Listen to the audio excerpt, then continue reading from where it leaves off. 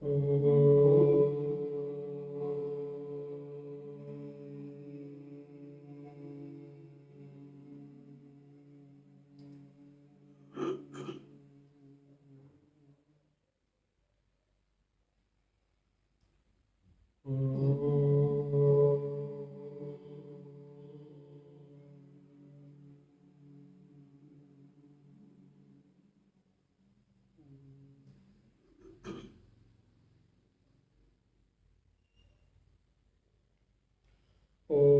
वांग में मनसि प्रतिष्ठिता मनो में वाचि प्रतिष्ठितम् आविरावीर्मयेधिः वेदस्य माडिस्थः श्रुतं मे मा प्रहासीः अनेनाधीतेन अहोरात्रान् संदधामि ऋतं वदिष्यामि सत्यं वदिष्यामि तन्मामवतु तद्वक्तारमवतु अवतु माम् अवतु वक्तारम् अवतु वक्तारम्। ओम शांति शांति शांति। नारायणं नमस्कृत्य नरं चैव नरोत्तमं देवीं सरस्वतीं व्यासं ततो जयमुदीरयेत्। सदाशिवसमारम्भां शङ्कराचार्यमध्यमाम् अस्मदाचार्यपर्यन्तां वन्दे गुरुपरम्पराम्। या देवी सर्वभूतेषु स्मृतिरूपेण संस्थिता नमस्तस्यै नमस्तस्यै नमस्तस्यै नमो नमः। नारायण। तृतीय मुंडक प्रथम खंड प्रथम मंत्र से पाठ करेंगे। द्वा सुपर्णा सयुजा सखाया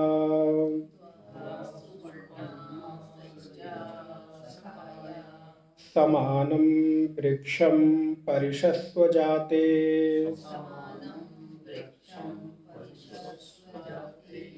तयोरन्यः पिप्पलं स्वाद अत्तिः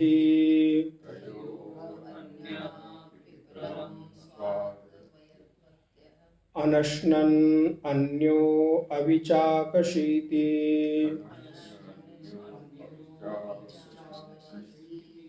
द्वा सुपर्णा सयुजा सखाया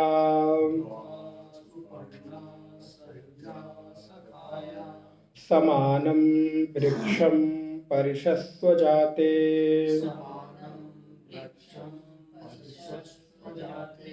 तयोरन्यः पिप्पलं स्वादवत्तिः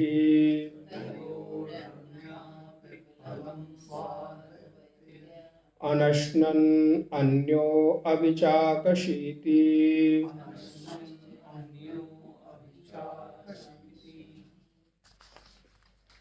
समाने वृक्षे पुरुषो निमग्नो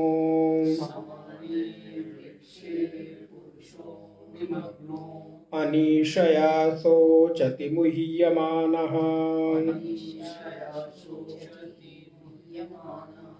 जुष्टं यदा पश्यति आत्ममीश्मस्य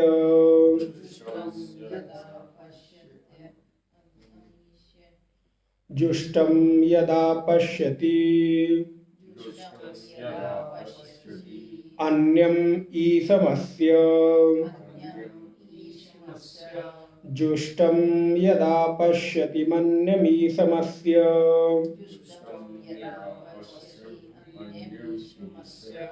महिमानम् इति भीतशोकः महिमानम इति वीतशोकः।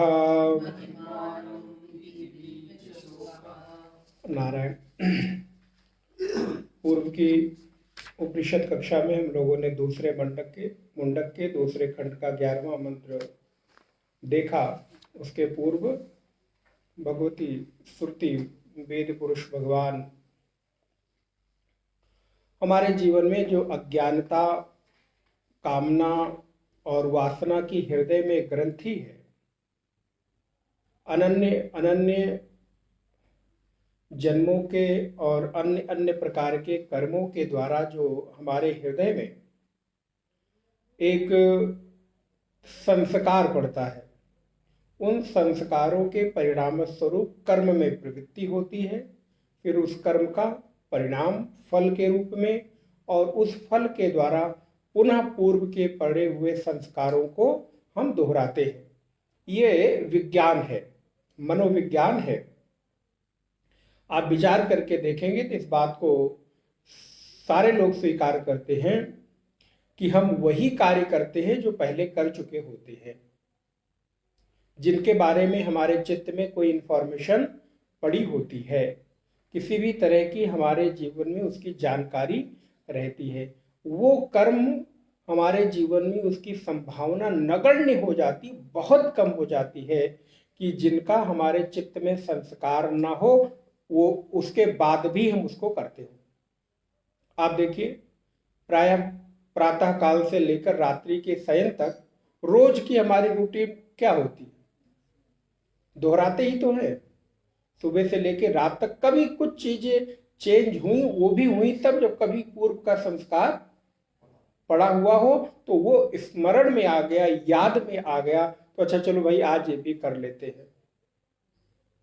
इस वजह से चित्त में ऐसे संस्कार डलने से हमें बचना चाहिए, हमको अपने आप को बचाना चाहिए कि जो संस्कार हमारे लिए उपयोगी अथवा जो हमारे उत्थान में बाधक हों, ऐसी चीजों से। इसीलिए साधक को कहा जाता है कि उसको बचना चाहिए। नहीं तो अगर एक बार चित्त में संस्कार पड़ गया तो बार बार उस कर्म को करने की इच्छा, जैसे प्रायः आप लोग सुनते होंगे, लोग कहते हैं कि भाई कोई आपने नियम बना लिया, नियम अगर पहली बार टूटा तो फिर क्या जरूरी है कि दोबारा नहीं टूटेगा, कि तीसरी बार नहीं टूटेगा? फिर वो बार बार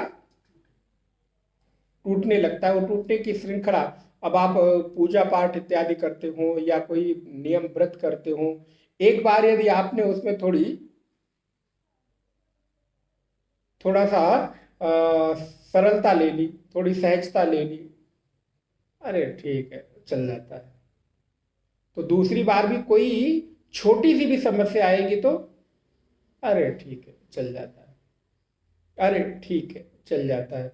लेकिन अगर आपने पहली बार नहीं, मुझे इसको करना ही है, मैं नहीं छोड़ूंगा, तो बड़ी भी समस्या आने के बाद आप उसको करते ही करते हैं। और प्रायः ये देखा गया है कि नियम का भंग, नियम टूटता अच्छे कामों का ही है। सूर्य नारायण को जल दे रहे हैं, किसी दिन विलंब हो गया, अरे कोई बात नहीं, बाद एक दिन नहीं देंगे तो क्या फर्क पड़ता है। लेकिन अन्य चीजों में बोले नहीं, वो नहीं छूटता। इस वजह से चित्त के ऊपर संस्कार, ऐसे कितनी सारी कथाएं पुराणों में आती हैं। अजामिल का आप उदाहरण देख सकते हैं। वो कानकुब्ज एक ब्राह्मण है और भागवत में कथा आती है, जंगल में गया है और उसने किसी युगल को एक वृक्ष के पीछे किसी ऐसी अवस्था में देख लिया जो चित्त में उसका संस्कार पड़ गया। आप भागवत के महात्म्य देख लीजिए, जो एक ब्राह्मण है एक संत से फल लेकर आता है कि मुझे पुत्र नहीं है, पुत्र की प्राप्ति चाहिए। तो नारायण संत ने कहा भाई तुम्हारे भाग्य में पुत्र की प्राप्ति नहीं है, क्यों जबरदस्ती कर? नहीं नहीं, मैं तो मर जाऊंगा आपके सामने।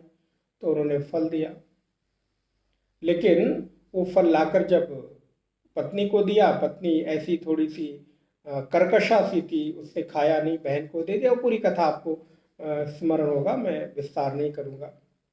लेकिन वहां पर भी परिणाम क्या हुआ? चूंकि वो दूषित और कुसंस्कारों के परिणाम स्वरूप उस पुत्र का, अजामिल का जन्म हुआ और परिणाम हुआ कि नारायण वो घर में माता पिता को मारता है, पिता एक घर छोड़कर चले जाते हैं और परिणाम हुआ कि उसकी भी मृत्यु अकाल मृत्यु से मरता है। अजामिल की ये कथा है। धुंधकारी की कथा, अजामिल की भी एक कथा और धुंधकारी की एक कथा दूसरी की, जिसकी माँ धुंधली है, पिता आत्मदेव हैं। आप सोचिए, तो ऐसे चित्त के बाद व्यक्ति कहाँ तक गिरेगा इसका कोई भरोसा नहीं है।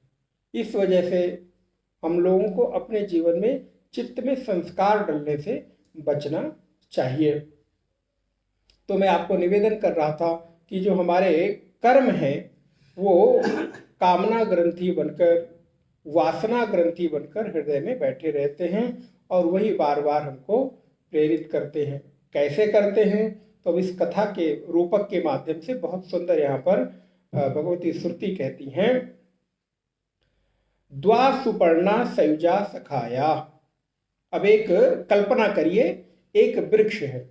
आपने देखे भी होंगे, आप लोगों के घरों में भी कई बार सुंदरता के लिए भी गमले में या किसी पॉट में आप लगा के रख देते हैं और उसमें डालियां, टहनियां निकली होती हैं। अब देखिए उस व्यक्ति ने कहाँ से लिया होगा इसको, बनाने वाले ने यहीं से लिया और उन डालियों पर चिड़ियों को बैठा देता है। दो चार आपने देखा होगा ना, गमले में बने रहते प्लास्टिक के। तो बोले द्वा सुपर्णा सयुजा सखाया समानम वृक्षम परिसस्व जाते। एक वृक्ष है और उस वृक्ष में दो डालियां हैं, एक नीचे की ओर झुकी हुई है, एक ऊपर की ओर झुकी हुई है। फिर क्या हुआ? बोले उस पर दो मित्र रहते हैं। मित्र कौन है? बोले एक पक्षी है, वो मित्र रहते हैं। लेकिन कैसे पक्षी हैं? तो बोले बड़े ही सुंदर पर्ण वाले हैं, सुपर्णा, अच्छे पर्ण वाले, सुंदर पर्ण वाले, बड़े अच्छे देखने में लगने वाले, ऐसे जिनके पंख हैं वो पक्षी रहते हैं। सयुजा सखाया। और कैसे रहते हैं? बोले हमेशा साथ साथ रहते, कभी साथ नहीं छोड़ते। सयुजा, हमेशा जुड़कर रहते हैं। एक के रहते कहाँ है? बोले समान वृक्ष पर रहते हैं। अच्छा, फिर ये कैसे है? बोले इन दोनों का जो आश्रय है वो वृक्ष है और इस तरह है कि मानो दो शरीर हो लेकिन प्राण एक ही हो। वो खाएगा तो वो भी, वो पिएगा तो वो भी, वो देखेगा तो वो भी, लेकिन बस एक अंतर इतना आ जाता है। क्या है? बोले तयोः अन्यः पिप्पलम स्वाद अत्ति, स्वादवत्ति।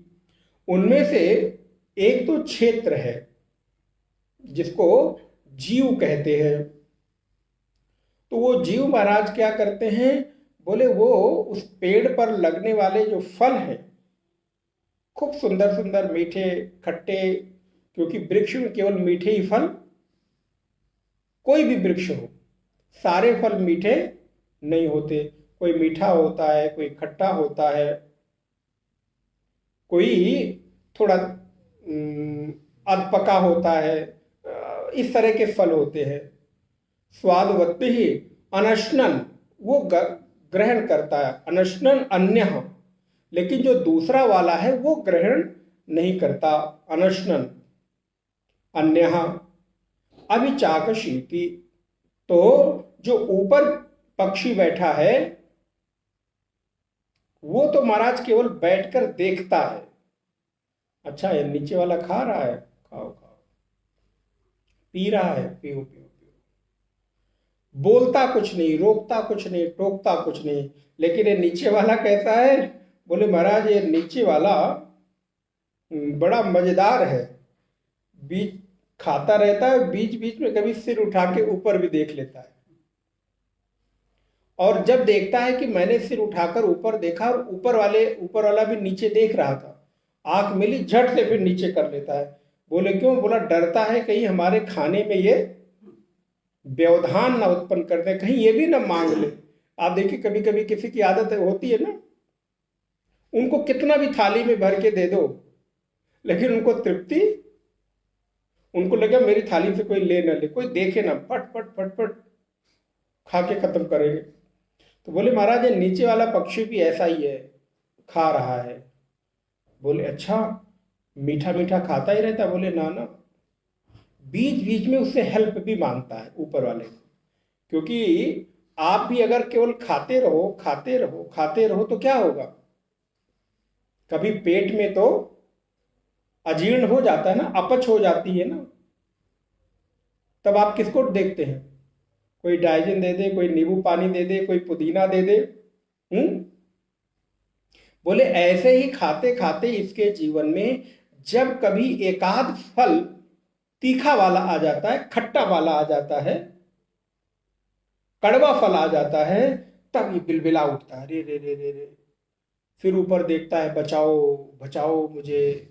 तो ऊपर वाला कहता है, भाई जब खा रहे थे तब तो मेरी ओर देखा नहीं, अब तुम्हारे जीवन में ये खट्टा तीखा कड़वा फल आया है, अब तुमको हमारी जरूरत पड़ी। फिर वो ऊपर देखने लगता है, फिर वो इसकी ओर नजर नहीं करता। बोले महाराज ये चिड़ियों की कथा तो बड़ी बढ़िया कह रहे हैं आप। बोले नहीं, ये चिड़ियों की कथा नहीं है, ये आपकी कथा है, हमारी कथा है। हमारे और आपके जीवन की यही व्यथा है। क्या है? बोले हम भी इस देह रूपी वृक्ष पर बैठे हैं। द्वा सुपर्णा सयुजा सखाया समानम वृक्षम। अब ये चिड़िया वाली कथा जो हमने सुनाई आपको, ये जरा अपने ऊपर लागू करें।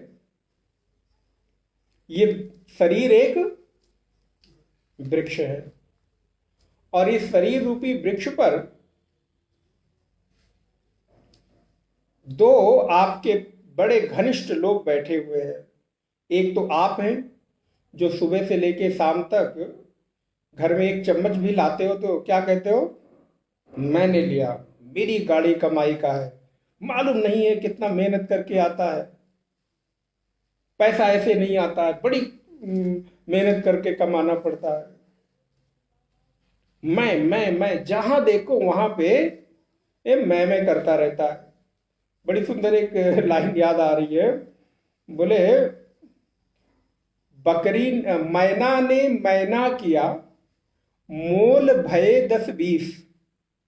मैना एक पक्षी होती है ना, तो मैना ने मैना किया मोल भये 10-20, बकरी ने मैं किया तुरंत कटायो।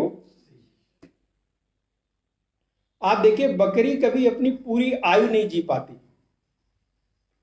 मुझे नहीं लगता कि कोई भी बकरी अपनी स्वाभाविक मृत्यु से मरती हो। बकरी हो बकरा हो, अब महाराज कहेंगे सुबह सुबह क्या ये बकरी और बकरे का, अब क्या करें? हम लोगों को सब याद रखना पड़ता है, सब बताना पड़ता है, क्योंकि समाज में हर तरह के लोग हैं ना। और एक पक्षी होती है जिसका नाम होता है मैना। उसका नाम ही क्या है? मैं कौमा ना। तो उसके लिए क्या करते हैं लोग? खरीदते हैं उसको, लेकिन काटने के लिए नहीं, पालने के लिए। खिलाते हैं उसको लोग, खुद खाने के लिए नहीं, बल्कि उसके उत्तम स्वास्थ्य के लिए। बकरी को भी खरीदते हैं, बकरी को भी खिलाते हैं, लेकिन उसके पीछे उद्देश्य क्या होता है? खा पी के जरा मोटी तगड़ी हो जाए तो फिर मैं खाऊं। लेकिन मैना को खरीदते हैं, प्यार से पालते हैं, देख रेख करते हैं और उसको प्यार दुलार करते हैं। क्यों? क्योंकि वो कहती है मैं ना मैं ना मैं ना। लेकिन जो मैं करती है, बोले उसको तुरंत कटायो शीश, उसका शीश कट जाता है, वो स्वाभाविक मृत्यु नहीं मरती। मरना पड़ता है। ऐसे ही मेरे जीवन में भी है। जितना मेरे जीवन में मैं होगा, उतना ही आपके जीवन में कष्ट होगा। मैं करते हुए आपके आसपास लोग आपको कुछ खूब वाहवाही तो करेंगे, खिलाएंगे पिलाएंगे, आपकी वाहवाही तारीफ करेंगे, लेकिन वही लोग फिर पीछे से गर्दन भले न काटें, लेकिन आपके हितैषी तो आपकी, कई बार आप देखिए प्रायः लोग धोखा किससे खाते हैं? वो एक है ना, पानी कम था मेरी किश्ती वहां डूबी जहां पानी कम था करके एक लाइन, मुझे अपनों ने लूटा गैरों में कहा, आप लोग नहीं याद करा रहे हैं। जबकि कितने अपनों ने लूटा होगा। तो ये याद रखना चाहिए ना, मुझे अपनों ने लूटा गैरों में कहा दम था, मेरी किश्ती डूबी वहां जहां पानी, जहां संभावना नहीं थी डूबने की। अर्थात इसका आध्यात्मिक अर्थ क्या हुआ कि जहां हमें संभावना नहीं थी कि धोखा मिलेगा, जहां मुझे संभावना नहीं थी कि मेरा कभी अहित करेगा, प्राय देखा जाता है कि वही लोग मेरे साथ धोखा करते हैं। ये संसार की रीति है। अब कोई बच जाए तो बात अलग की है, उसके बड़े सत्कर्म होंगे, लेकिन प्राय प्राय संसार में ये आपको देखने को मिलेगा। हम उन्हीं के बीच, जिनके बीच रहकर उनके लिए करते हैं, और प्राय आप देखेंगे मैंने भाई के लिए ये किया, मैंने भतीजे के लिए ये किया। अरे महाराज, अब तो मैं बेटे के लिए मैंने इतना किया, लेकिन अब बेटा वृद्धाश्रम छोड़कर चला गया, पता ही नहीं। वो एक कहानी कभी सुनाई थी, पता नहीं सत्य थी कि असत्य थी, लेकिन लगता है कि सत्य घटना पर ही आधारित थी। समय नहीं है, नहीं तो मैं आपको पुनः उसको कभी कई साल पहले हमने कभी सत्संग में सुनाया होगा। 2 लाइन में शॉर्ट में सुना देता हूं। असत्य है कि असत्य है वो नहीं पता, लेकिन सीख के लिए तो बहुत अच्छी है। एक माता पिता थे, उनके एक पुत्र था, तो बड़ा अच्छा पढ़ाया लिखाया, डॉक्टर इंजीनियर जो भी किया हो, जाके विदेश में कहीं रहने लगा। फोन पे बातें होने लगी, तो कई साल हो गया वो लड़का वापस नहीं आया। तो पिता माता कहते आ जाओ बेटा, बहुत दिन हो गया मिले हुए। माता पिता तो माता पिता ही, हाँ हाँ पिताजी आएंगे, लेकिन ऐसा करते आप भी वहाँ इंडिया में अकेले रहते हैं, क्या करेंगे वहाँ अकेले रह के, कोई है नहीं आपका देख रेख करने वाला, कोई केयर आपका नहीं करेगा, तो आप ऐसा करिए मेरे साथ यहीं आ जाइए और यहीं रहिए, यहीं पर हम आपकी देख रेख करेंगे, हम हैं, बहू है, सब है।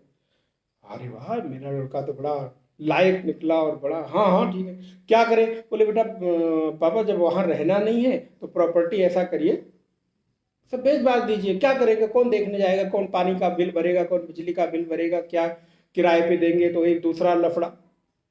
ठीक है, तो महाराज कहते हैं कि बड़ा मकान करोड़ों रुपए का बेच बाच दिया, तो उसमें से प्राय प्राय पैसा उन्होंने ट्रांसफर कर दिया बैंक में के थ्रू, वहाँ चला गया।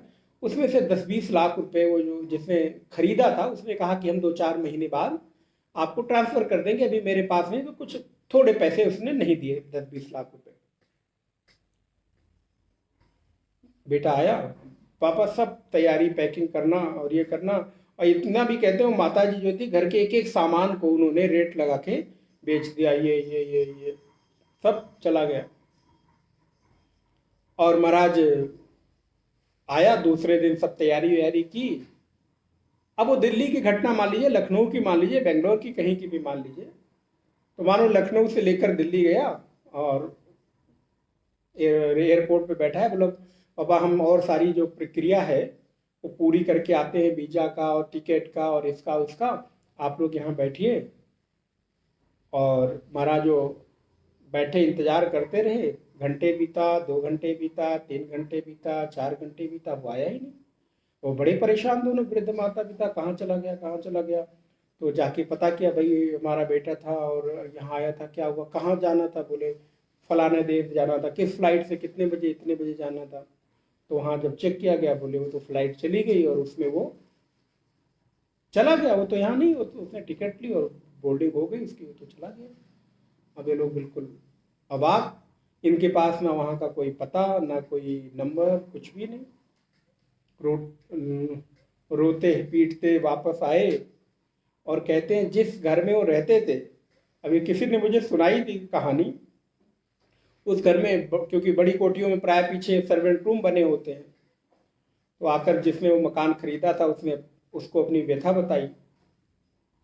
जो थोड़े पैसे थे उसने कहा हम आपको ये पैसे थोड़े दे देते हैं और इतनी आपकी सहयोग और हेल्प कर सकते हैं कि पीछे वाला जो क्वार्टर है, सर्वेंट क्वार्टर, आप वहाँ पर रह सकते हैं। ये है मानव स्थिति। अब ये कथा सही है गलत है, लेकिन इसमें असत्यता भी नहीं है। तो जो किसी ने कहा कि मेरी किश्ती वहां डूबी जहां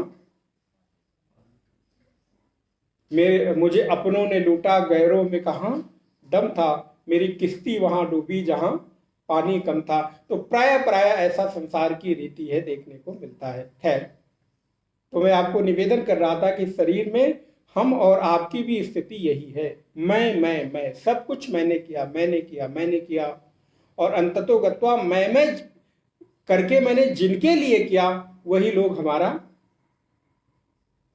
अहित करते हैं, वही लोग हमारे प्रति अहित की कामना करते हैं। तो यहां पर इस शरीर में दो है, एक जीवात्मा है और एक आत्मा है, परम चेतना है। अच्छा बताइए, भोक्ता, अब आप लोगों ने वेदांत तो काफी सुन लिया है, पढ़ लिया है, भोक्ता और कर्ता कौन है? वो मैं, जीव है। उस जीवत्व में ही कर्तृत्व और भोक्तृत्व है। अच्छा, जब आप कुछ करते हैं, कर्तृत्व और भोक्तृत्व में जब आप बड़े गहन लगे होते हैं, तो क्या कभी भीतर और बैठी हुई जो चेतना है उसका स्मरण करते हैं? तो ये जो यहां उपनिषद में रूपक बताया गया है, किसकी कथा है? हमारी और आपकी भी गति यही है, रहते एक साथ है। वो जीवात्मा खाता पीता सोता उठता बैठता रहता है, और मैं, जैसा मैंने आपको निवेदन किया कि बीच बीच में निहार लेता है, लेकिन निहारता कब है? बोले ये शरीर रूपी वृक्ष के भीतर ही मुझे सुख भी मिलता है, और दो प्रकार के फल लगते हैं आपके जीवन में। दो ही प्रकार की परिस्थितियां आती हैं।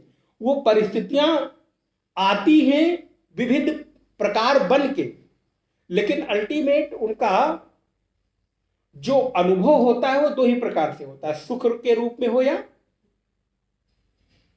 अब सुबह सुबह दुख की बात क्यों की जाए, सुख की जाए। हमने बहुत अच्छा भोजन किया, नाश्ता किया जो मेरी पसंद का था, उससे क्या मिला? सुख। इस सुख का प्रकार कुछ और हुआ।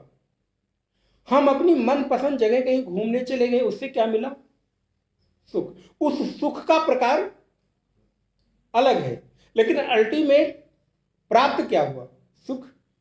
हमने कुछ देखा, हमने कुछ छुआ, हम किसी से मिले, हमने अपना अच्छा वस्त्र पहना, हम कहीं गए, कोई हमारा हितैषी या मित्र या प्रेमी आ गया, तो सुख मिलने का प्रकार अलग है, लेकिन माध्यम अलग होते हुए भी मिल रहा है सुखी। जैसे भोजन के षड रस बताए गए, 6 प्रकार का ही भोजन होता है। अब आप कहेंगे महाराज 6 प्रकार के क्या? हम तो देखते हैं आप ही लोग अन्नकूट के समय 56 भोग लगवाते हैं, तो 56 प्रकार तो यही हो गए। और इस संसार में तो न जाने कितने प्रकार के व्यंजन होंगे। इसी भारतवर्ष में हर प्रदेश का व्यंजन अलग है। व्यंजन के प्रकार अलग हो सकते हैं, लेकिन वो प्रकार उन 6 रसों के अंतर ही आएंगे। वो व्यंजन या तो खट्टा होगा, मीठा होगा, तीखा होगा, क्षारीय होगा। इस प्रकार के जो षड रस है, आपको उन षड रसों के भीतर ही व्यंजन के प्रकार अलग हैं, लेकिन रस 6 ही प्रकार के हैं। 4 प्रकार से उनको आप खाते हैं भोजन को। आप देखिए हमारे ऋषियों की प्रज्ञा, कितना उन्होंने सर्च किया है, रिसर्च करके कितना उन्होंने चीजों को लिख दिया। आप 4 प्रकार से भोजन करते हैं, या तो भोजन चबाकर खाएंगे, या पीकर खाएंगे, या चाट कर खाएंगे, और या फिर उसको चूस कर खाएंगे। इन 4 प्रकार के अतिरिक्त आपको भोजन करने की और कोई विधि नहीं है। आप बताइए, भोजन रोटी चावल चबा के खाएंगे, सूप इत्यादि पीकर खाएंगे, चटनी आदि चाट कर खाएंगे, और कोई थोड़ा सख्त पदार्थ हुआ तो उसको आप चबा कर खाएंगे। हो सकता है व्यंजन नाना प्रकार के, सूप में ही कितने सूप है, टमाटर का अलग है, पालक का अलग है, दाल का अलग है, सब्जियों का अलग है, लेकिन उसको खा कैसे रहे, पीकर ही खा रहे। तो इसलिए हमारे जीवन में सुख और दुख के प्रकार अलग हो सकते हैं, लेकिन जीवन में, इस शरीर में 2 ही परिस्थिति आपके जीवन में होती है, या तो सुख रूप में होती है अथवा दुख रूप में होती है। और ये जीवात्मा उधर तब निहारता है जब मीठा मीठा खा रहा होता है, तब नहीं। अपना उदाहरण लेकर हर पग पर चलिए। डाइनिंग टेबल पर आप बैठे हो और सामने फर्स्ट क्लास, इस समय तो ठंडा चल रहा है तो विभिन्न प्रकार के व्यंजन, गाजर का हलवा खा रहे हो, चाहे रबड़ी में और रसगुल्ला डाल के, क्यों पूनम बहुत अच्छा बनाती हो, तो रबड़ी में और रसगुल्ला डाल के खा रहे हो, छेने के आप सिर कब उठाते हैं उसको खाते हुए? बोले नहीं नहीं महाराज, एक भी इधर उधर दाना कहीं गिरने ना पाए, जय दाल। लेकिन वहीं आप कोई मिर्च खा रहे हो, कोई ऐसा भोजन खा रहे हो, तीखा खा रहे हो, 1-2 ग्रास खाने के बाद फिर पानी ढूंढे। ये हमारे जीवन की कथा है। जब सारे तरफ से, चारों तरफ से सुख सुख होता है, तब तो हम उसको सिर नीचे किए और महाराज उसका उपभोग करते हैं। दूसरी तरफ देखते भी नहीं, पड़ोसी को निहारते भी नहीं, भाई बंधु को देखते भी नहीं, गुरुजनों की याद भी नहीं आती, आश्रम मठ मंदिरों की याद भी नहीं आती। लेकिन जब जीवन में थोड़ा सा दुख होता है, विपरीत आती है, तो महाराज कोई टोना टोटका बता दो, कोई पूजा पाठ बता दो, कोई लिंक बता दो, आपकी अप्रोच वहां है। ये कब याद आई? अपने से दूसरों की जब दुखात्मक परिस्थिति हुई। तो बोले ये जीवात्मा भी ऐसा ही है। ये जब कर्तृत्व और भोक्तृत्व में संलिप्त रहता है तब लगा रहता है, लेकिन जैसे देखता है कि इधर उधर, तो भगवत्पाद शंकराचार्य की भाष्य शैली में अगर हम देखें तो लिखते हैं, दो सुपर्णों अर्थात उस जो पक्षी हैं उनके पंख कैसे हैं, तो कहते शोभन पत्तनौ, सुपर्णौ शोभन पत्तनौ अर्थात सुंदर सुभग उनके पंख हैं। पक्षी समानात् वा सुपर्णौ सयुजाः सयुजौ सहैव सर्वदा युक्तौ, अर्थात कभी भी अलग नहीं होते, सर्वदा युक्त रहते, एक साथ जुड़े रहते। सर्वदा युक्तौ सखायाः सखायो समानाख्यो, अर्थात सखा का तात्पर्य देखिए कितनी सुंदर व्याख्या कर दी। हम लोग सखा माने आज के भाषा में फ्रेंड्स बोलते हैं, मित्र बोलते हैं, लेकिन मित्रता होती कहाँ है, कहाँ असल में मित्रता घटती है? अगली पंक्ति देखिएगा भाष्य में, समान अभिव्यक्ति कारणों एवं संभूतौ संतौ, समानम अविशेष उपलब्धि अधिष्ठान तैक, अर्थात जहां पर समान अभिव्यक्ति हो, जहां पर समानता हो, मित्रता वहीं घटित होती है। अब वो समानता केवल पैसे की नहीं हो सकती, मकान की नहीं हो सकती, पढ़ाई की भी हो सकती है, विचारों की भी हो सकती है, भावनाओं की भी हो सकती है, लेकिन मित्रता घटित कहाँ होगी? पसंद नापसंद की होगी।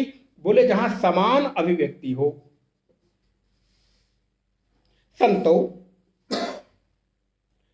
तयैहि एकम वृक्षम वृक्षमिव उच्छेदन सामान्य शरीरम। देखिए वृक्ष का तात्पर्य क्या है? बोले जिसको काटा जा सके। अब आप स्मरण करिए गीता का 15वां अध्याय, वहां पर भी क्या कहा गया? ऊर्ध्वमूलम अधशाखम अश्वत्थम प्राहुरव्ययम। अश्वत्थ वृक्ष है, पीपल का वृक्ष है, लेकिन वृक्ष का तात्पर्य क्या? वृक्षनाद, जिसको काटा जा सके उसको वृक्ष कहते हैं। इसलिए इस शरीर को भी काटा जाता है, मतलब समाप्त होता है, ये रहता नहीं है। अर्थात ये वृक्ष सदा सदा के लिए रहने वाला नहीं है। पुराना कितना हो जाए, 100 साल, 120 साल, आप अपनी प्राणायाम और प्राणवायु को बचाकर आप आयु बढ़ा सकते हैं, लेकिन अमर कर दें, हुआ नहीं। राम भी आते हैं, कृष्ण भी आते हैं, वो भी अमर। इस शरीर में कोई भी आएगा, इस शरीर का ये स्वभाव है कि उसको मिटना, क्षरण होना ही है। शरीर अर्थात जो क्षरण को प्राप्त हो। तो कहते हैं जो काटा जा सके, सामान्य शरीरम वृक्षम परिसत्सु जाते,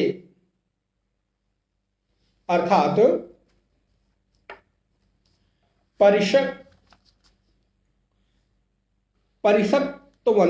परिसक्तवंतो का तात्पर्य है आश्रित है, ये शरीर रूपी वृक्ष पर आश्रित है। सुपर्णो युव एकम वृक्षम फल उपभोगार्थम, एक ही वृक्ष पर रहकर वो फल का उपभोग करता है। अयम ही वृक्षः ऊर्ध्वमूल अवाक शाखा। देखिए उसका उदाहरण यहां पर आ गया। ऊर्ध्वमूल अवाक शाखा अश्वत्थ अव्यक्त मूल प्रभव क्षेत्र संज्ञकः सर्व प्राणी कर्म फलाश्रय तम परिशक्तौ। अर्थात इस शरीर को वृक्ष क्यों कहा, इस शरीर को क्षेत्र क्यों कहा? क्योंकि ये सर्व प्राणी कर्म फल आश्रय, ये सभी प्राणियों के कर्मों के और उनके फलों का आश्रय बनता है। इस वजह से इसको वृक्ष कह रहे हैं। जैसे बाहर वृक्ष पर फल लगता है, वैसे ही शरीर में भी फल लगने के समानता के कारण, और वो फल क्या है? सुख और दुख। परिशक्तौ सुपर्णौ युव। अब ये देखिए अविद्या, जो मैंने आपको प्रारंभ में शुरू किया था आज, अविद्या, काम, कर्म, वासना, आश्रय, लिंग, उपाध्यात्म स्वरूं। अर्थात ये शरीर अविद्या, काम, कर्म की वासना का आश्रय है, लिंग है। लिंग माने प्रतीक है, चिन्ह है।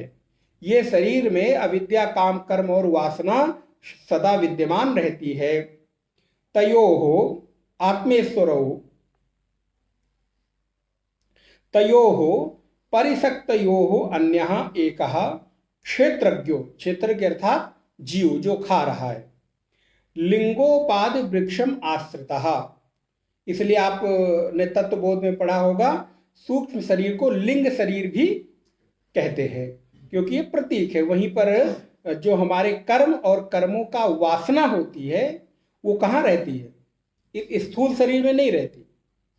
इसलिए सबसे पहले कर्म कहाँ होता है? मन में। हमको यहाँ आना है, इस आने रूपी कर्म को आपने कहाँ पहले अभिव्यक्त किया? मन में। और फिर जब मन में आया तब आपने शरीर से उसको, या जैसे कहते हैं कोई घर बनना होता है तो घर बाहर बाद में बनता है, सबसे पहले मन में बनता है, पेपर पे आप उकेरते हैं इत्यादि।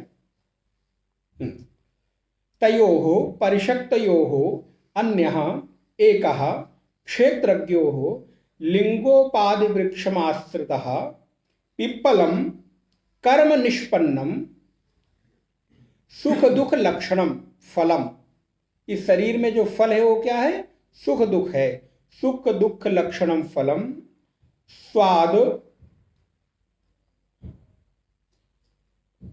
स्वादवत अनेक विचित्र वेदना स्वाद रूपम। देखिए, अनेक विचित्र वेदना स्वाद रूपम। स्वाद सुख दुख का ही है, लेकिन उसकी विचित्रता अलग अलग तरह से है। उसके स्वाद को अलग अलग तरह से हम भोगते हैं, लेकिन अनुभव सुख और दुख में ही होता है। और कैसा है? बोले महाराज बड़ा विचित्र है। वेदना स्वाद रूपम, स्वाद अत्ति ही, अत्ति माने ग्रहण करना। भक्षेति, भक्षण करता है। उपभुंगते, उसका भोग करता है। अविवेकतः, उपभुंगते के आगे अविवेकता, ये उपभोग तो करता है लेकिन कैसे? अविवेक पूर्वक। विवेक पूर्वक भोग नहीं करता। यदि विवेक पूर्वक हम भोग करने लगे तो भी बात बन जाए। लेकिन देखिए, भगवत्पाद शंकराचार्य ने एक शब्द में पूरी व्याख्या कर दी। ये उनकी दिव्यता, महानता है। अविवेकता, इसने पूरा खोल दिया वाक्य। हम भोग तो कर रहे हैं, लेकिन क्यों कर रहे हैं? क्योंकि विवेक का। और देखिए, जैसे जैसे आप सत्संग में आते हैं, स्वाध्याय में आते हैं, आपको विवेक मिलता है, वैसे वैसे कुछ बदलता है कि नहीं? आप कर्म के प्रति सजग हो जाते हैं कि नहीं? आप अपनी दिनचर्या के प्रति सजग हो जाते हैं। अगर आप गंभीरता पूर्वक साधक हों तो आप देखिए, कभी भी साधक के द्वारा अहित तो होने की संभावना, आप अधिक संवेदनशील हो जाते हैं। जैसे जैसे साधक और उपासक की वृत्ति हमारे अंदर गहराई में जाती है, अधिक संवेदनशील हो जाते हैं समाज के प्रति, देश के प्रति, परिवार के प्रति। अविवेकतः, अविवेक पूर्वक। अनशनन अन्यः इतरः, जो अनशनन माने नहीं खाता है, वो इतरः, इतर है, दूसरा है। कौन है? बोले ईश्वरः। भगवत पाद की तो पंक्ति बड़ी आनंददायक होती है। अन्यः, कौन? बोले ईश्वरः। वो खाता नहीं। क्यों नहीं खाता? बोले महाराज उसको भूख नहीं लगती, वो हमारी तरह भुक्खड़ नहीं है, उसको जरूरत नहीं है। क्यों? क्योंकि वो, अब देखिए उसकी भी व्याख्या कर दी। ईश्वरः, ईश्वर कौन? बोले नित्यः शुद्धः बुद्धः मुक्त स्वभावः। बोले वो ईश्वर नित्य शुद्ध बुद्ध मुक्त स्वभाव वाला है, इसलिए उसको कभी किसी तुम्हारे तुच्छ भोग की जरूरत नहीं पड़ती। स्वभावः, आगे बोले सर्वज्ञः, सर्वज्ञ है, सब कुछ जानता है, सब कुछ उसी का है, तो क्यों किसी का खाएगा? सर्वज्ञः। सत्तोपाधि शरीरो, सत्तो उपाधि शरीरः अनश्नाति, वो ऐसा होने के कारण अनश्नाति, उसको ग्रहण नहीं करता, उसको खाता नहीं है, बल्कि क्या करता है? बोले प्रेरिता, वो प्रेरक है। देखता रहता है और जीव खाता रहता है, तो हामी भरता रहता है, खा लूं, खा लो खा लो खा लो, न खाऊं कहता ना ना मत खाओ रहने। आप देखियो कभी मना नहीं करता, खा लूं हाँ हाँ खा लो, न खाऊं हाँ मत खाओ। तो ईश्वर आपके किसी भी कृत्य में हस्तक्षेप नहीं करता। अब इस पंक्ति से क्या सीखने वाला है कि घर गृहस्थी में रहते हुए यदि हमको भी उस ईश्वर की भांति निरपेक्ष रहकर सुखी रहना है, तो मैं भी क्या करूं? बोले महाराज जैसा जो हो रहा होने दो, बहुत हस्तक्षेप मत करो, क्योंकि अगर हस्तक्षेप किए तो होना जाना कुछ है नहीं, ऊपर से अपने आप को दुखी करते रहोगे। वो ईश्वर भी यही करता है, मालूम है कि ये मानने वाला है नहीं, ये जीव बड़ा जिद्दी है, खाएगा, भले मुझसे पूछे खाऊं कि ना खाऊं। यदि मैं मना भी कर दूंगा तो भी, तो कहता नहीं मैं मना नहीं कर रहा, हाँ हाँ खा लो। न खाऊं, हाँ हाँ मत खाओ, बिल्कुल मत खाओ। आप देखिए कितना सीखने लायक है। अब इसको छोटा सा और मैं आपका ध्यान आकर्षित करूं, आपके भीतर वो प्रत्येक प्रेरणा ईश्वर देता है जब आप कोई कर्म करने जाते हो। एक सूक्ष्म प्रेरणा देता है वो, अच्छा होगा तो उसकी सहमति देता है, और कदाचित यदि अच्छा नहीं करने जाते हैं तो पहला थॉट तो ये आता ही है कि ये मीठा नहीं खाना चाहिए। अब मैं अपने ही उदाहरण आपको बताऊं तो पहला थॉट तो आता है यार नहीं मत खाओ, रहने दो प्लेट में। लेकिन अब सुंदर सी प्लेट में सजा के पूनम मार अगर रख दे तो क्या आता है, हाँ ठीक है, चलो 2 चम्मच तो खाया ही जा सकता है। अच्छा फिर जब 2 खाओ तो फिर तीसरा, और तीसरा खाओ तो चौथा, फिर वो पूरी कटोरी। तो होता क्या है, बोले पहला तो आया कि नहीं खाना चाहिए, लेकिन हम उसके संकेत को इग्नोर कर देते हैं, ध्यान नहीं देते। जो हमारे लायक है उसको तो ध्यान देते हैं, लेकिन जो हमारी इच्छा के विपरीत है उसको ध्यान नहीं देते। तो कैसा है, बोले प्रेरिता ही अन उभयोः भोज्य भोक्त्र्या नित्य साक्षित्व सत्ता मात्रेण। बोले वो भोक्ता और भोज्य इनसे प्रभावित नहीं होता, उनका नित्य साक्षी है। सत्ता मात्रेण, वो सत्ता बनकर बैठा रहता है, वो कभी किसी से प्रभावित नहीं होता और ना कभी किसी को प्रभावित करे। उसको किसी भी प्रकार की इच्छा नहीं है कि मुझसे कोई प्रभावित हो या मैं किसी को प्रभावित करूं। देखिए कितनी सुंदर बात है, जीवन में यदि उतर जाए।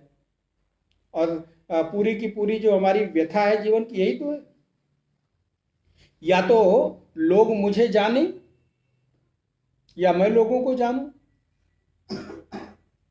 तो इसी के इर्द गिर्द पूरा जीवन बीतता है। सत्ता मात्रेण सातु अनश्नन अन्यो अभिचाकसीति पश्यति एव केवलम। देखिए अभिचाकसीति का अर्थ बिल्कुल क्लियर कर दिया भगवत पाद शंकराचार्य ने। क्या कर दिया, बोले अभिचाकसीति का तात्पर्य है, उसी का आगे अर्थ लिखा है विस्तार, पश्यति एव, केवल वो देखता है, प्रभावित नहीं होता और ना उसको ग्रहण करता है। पश्यति एव केवलम दर्शन मात्रम, वो दर्शन मात्र करता है, दर्शक बना बैठा रहता है। दर्शन मात्रम ही तस्य प्रेरयितृत्वम न राजवत, वो राजा की भांति प्रेरित भी नहीं करता, बल्कि वो केवल और केवल बैठकर देखता रहता है। अब यहां राजवत का एक उदाहरण दे दिया। जैसे देखिए पहले के समय में या आज के समय में भी जो विधानसभा अध्यक्ष या लोकसभा अध्यक्ष होता है वो क्या है, प्रधानमंत्री भी अपनी कार्यवाही तभी प्रारंभ करेंगे जब विधानसभा और लोकसभा में चाहे मुख्यमंत्री हो अथवा प्रधानमंत्री हो। कब करते हैं, जब वहां का अध्यक्ष अनुमति देता है आकर। अध्यक्ष कुछ नहीं करता। आप देखिए उस लोकसभा के अध्यक्ष का क्या काम है, कुछ भी नहीं, बैठा है, सब बोले जा रहे हैं, अपना अपना काम किए जा रहे हैं, लेकिन उनके बिना कोई कार्रवाई,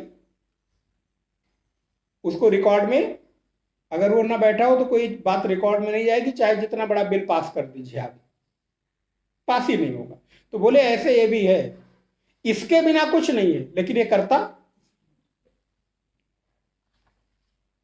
समाने वृक्षे, अच्छा तो अब इस मंत्र का अर्थ तो हम लोगों को स्पष्ट हुआ कि एक वृक्ष है जिसमें जीवात्मा और ईश्वर बैठा हुआ है। जीवात्मा भोगता है, ईश्वर केवल दर्शन मात्र करता है। वो इस शरीर में लगने वाले सुख दुख से कभी प्रभावित नहीं होता।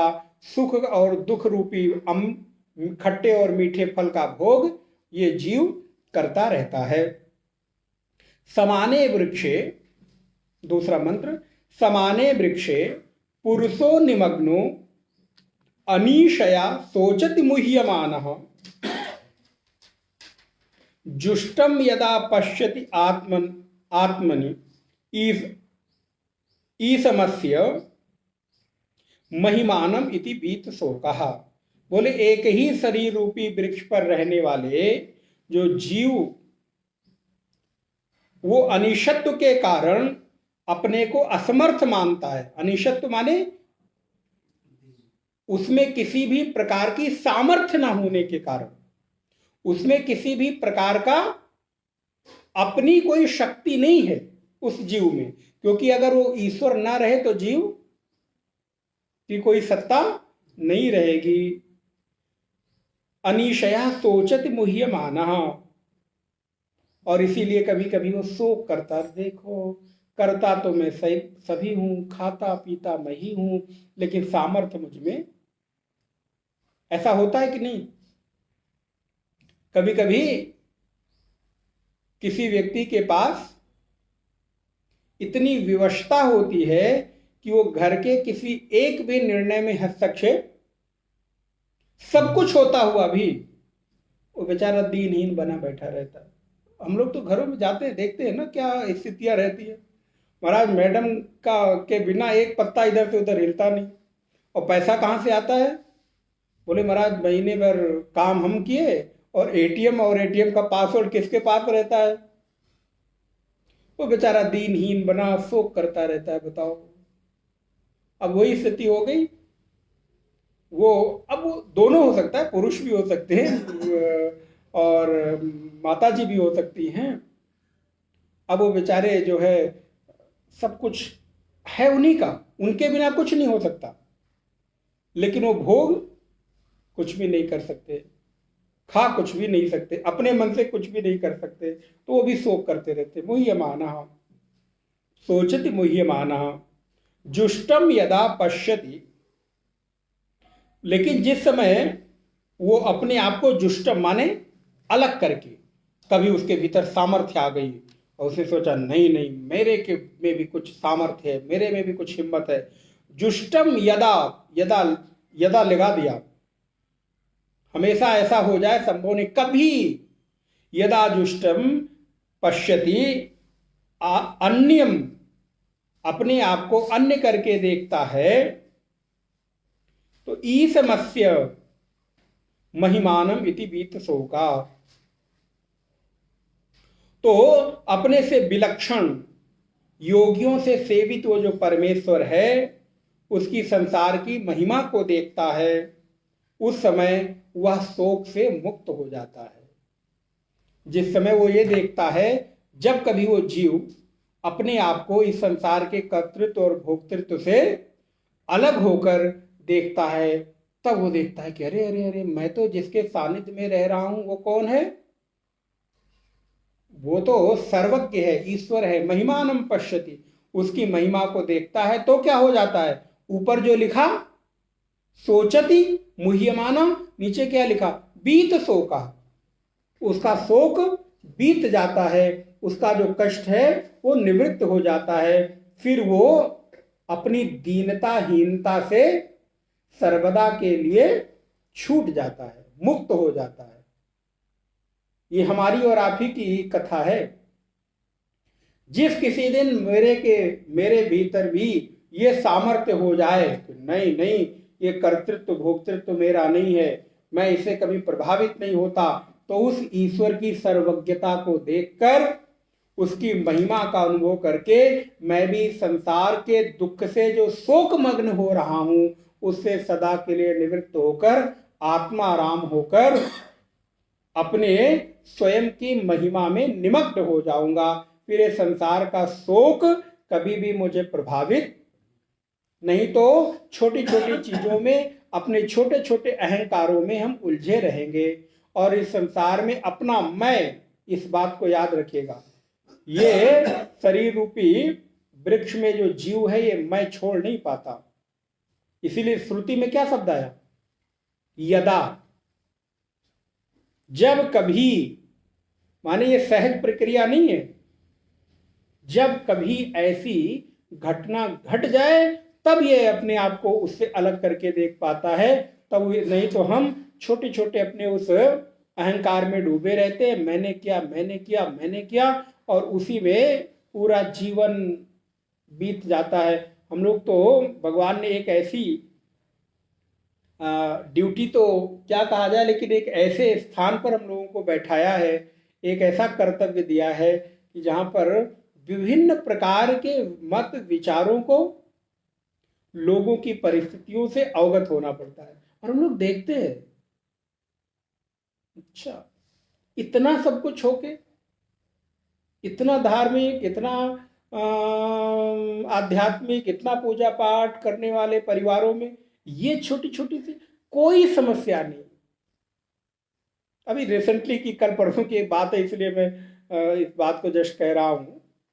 इतना बड़ा परिवार है, लेकिन एक छोटे से ईगो के कारण इस समय लग रहा है कि पूरा घर, तो ये क्या है? ये है कि हमारे जीवन में ये मैं का जो फल भोग करने की आदत पड़ी है, कर्तृत्व भोक्तृत्व के, उसके कारण सारी जो महिमा है वो मिट जाती है। सारी महिमा धूमिल सी होती रहती है।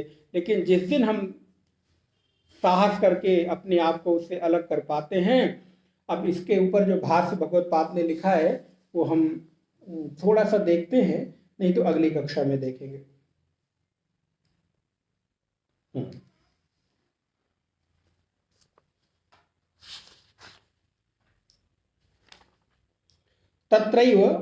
तत्रैवं सति समाने वृक्षे यथोक्ते शरीरे पुरुषो भोक्ता जीवः अविद्या काम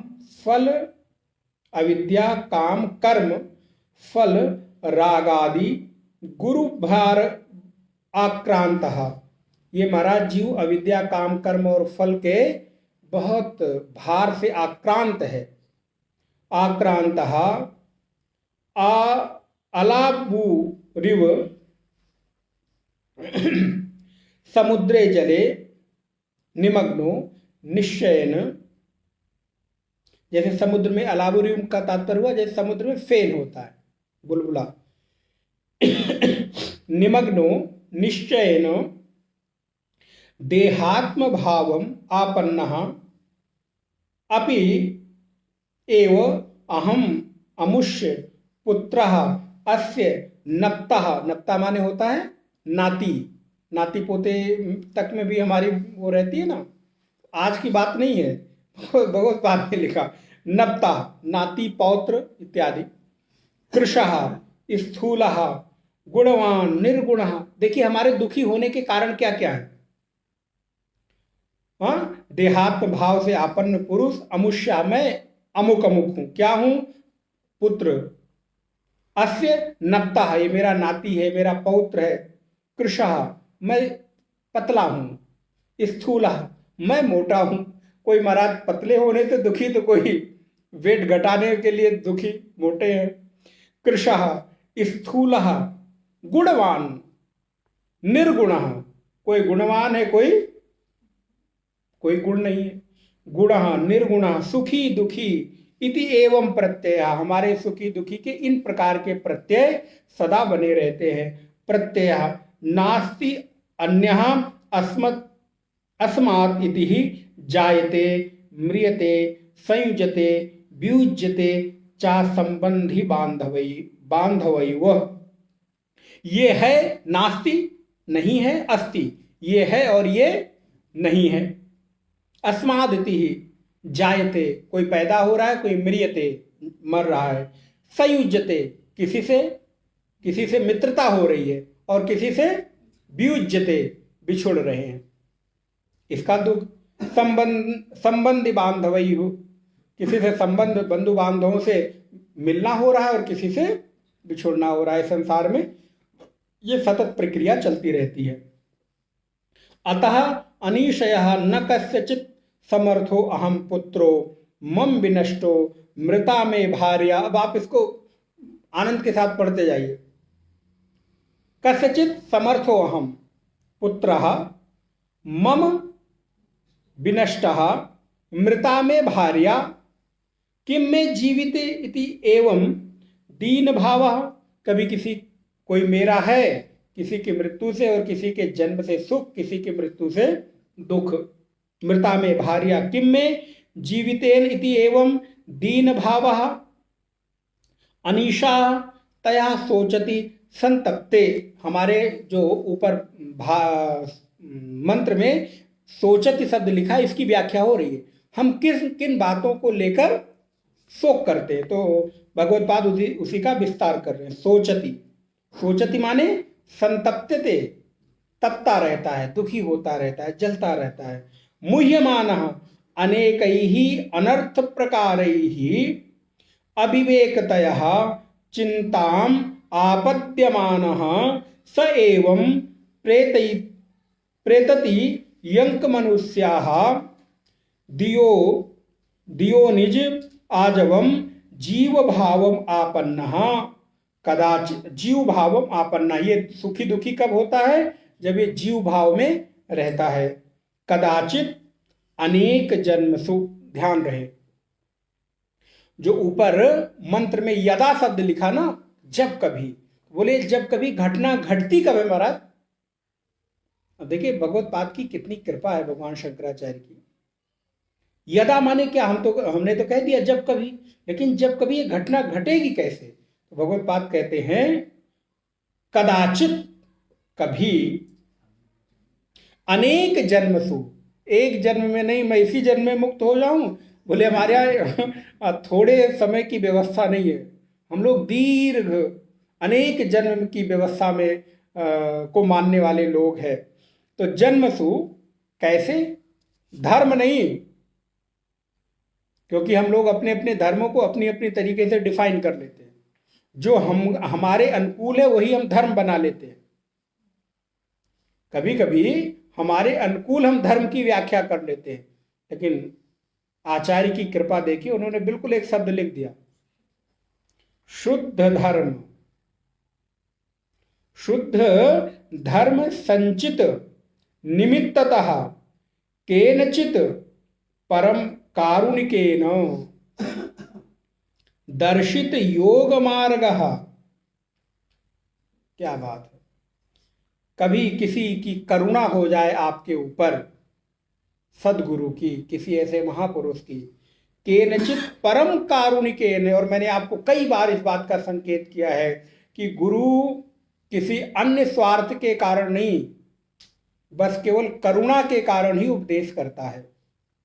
उसकी कृपा ही है कि वो आपको उपदेश करे। किसी स्वार्थ विशेष से उपदेश करता है तो उसका कोई लाभ नहीं है। भगवत पाद लिखते हैं केनचित। उन लोगों को तो खाली इतना ही पढ़ने में मजा आता है, संस्कृत उन्हीं की पढ़ते रहो।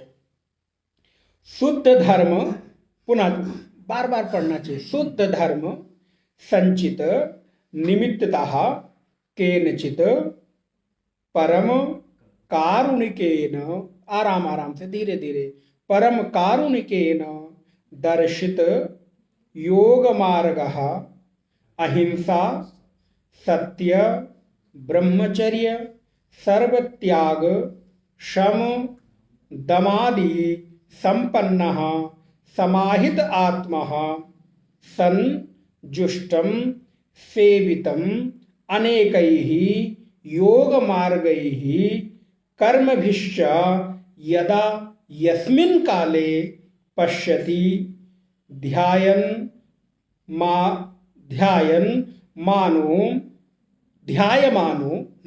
ध्यायमानो अन्यम वृक्षोपादि लक्षणादि विलक्षणम ईसम असंसारिणम अशनायाः पिपासाः शोक मोह जरा मृत्यु अतीतम ईशम सर्वस्य जगतः अयम अहम अस्मत्तात्मा सर्वस्य समः सर्वभूतस्थो न इतरः अविद्या जनितोपाधि परिच्छिन्नः मायात्मेति विभूतिं महिमानं च जगद्रूपमस्यैव मम परमेश्वरस्येति यदैवं दृष्टा तदा।